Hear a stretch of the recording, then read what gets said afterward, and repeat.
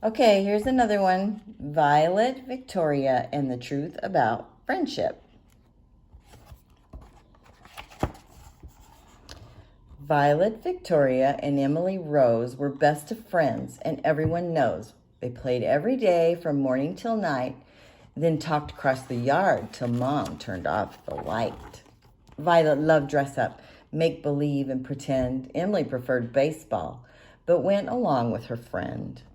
Darling, Violet would say, sipping make-believe tea, your dress is quite stunning. Now what about me? My dear Mrs. Dandelhoff, her friend would reply, you're the loveliest of lovely, no one can deny.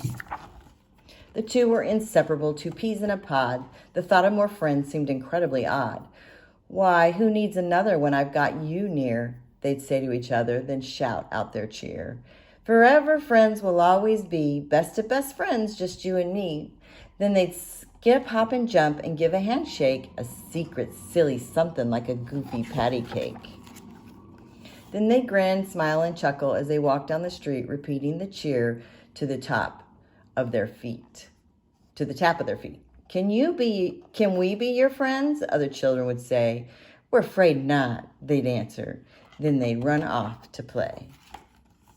But then came the day when everything changed. In one single morning, their lives rearranged. It was just after recess before the big test, when in walked a girl with a polka dot vest. Their teacher said, class, this is Katie McGee. She just moved to town from Oakville, Tennessee. The teacher then whispered in Emily's ear, will you be Kate's friend? She's lonely round here. Emily stuttered, then sputtered, okay. But when she looked at her friend, Violet just turned away. How could you do it? Violet cried at recess. We agreed no more friends. Oh, this is a mess. But Emily had promised. So she tried hard that week to play with them both, although Violet would shriek. Forever friends you said we'd be, best of best friends, just you and me. Then Violet Victoria, with her boa aflutter, would stalk off the playground and say with a mutter, some kind of friend Emily turned out to be. When it came down to choosing, she chose Katie McGee. Day after day, Violet watched from afar as her former best friend became an all-star. You see, Emily Rose loved to bat, hit, and run, and together with Katie, their team always won. Who cares, Violet grumbled. I don't need her, she'd said, but inside she felt awful, so she bowed down her head. Dear Jesus, I'm sorry, Violet prayed with a tear. I know that it's selfish to hold Emily so near. Help me be friendly to all that I meet and make room for more friends. I don't want to compete.